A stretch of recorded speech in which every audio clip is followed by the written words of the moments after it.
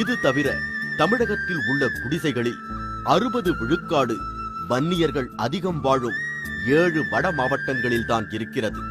அதில் குறிப்பாக விழுப்புரத்தில் மட்டும் 13 விழுக்காடு குடிசைகள் இருக்கின்றன.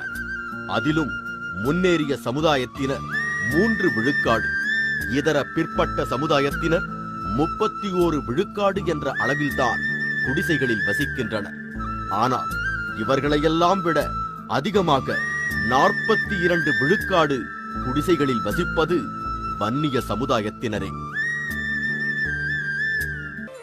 வீரத்துக்கு மதிப்பிருந்த போது வன்னிய இனம் உயர்ந்த நிலையில் இருந்தது.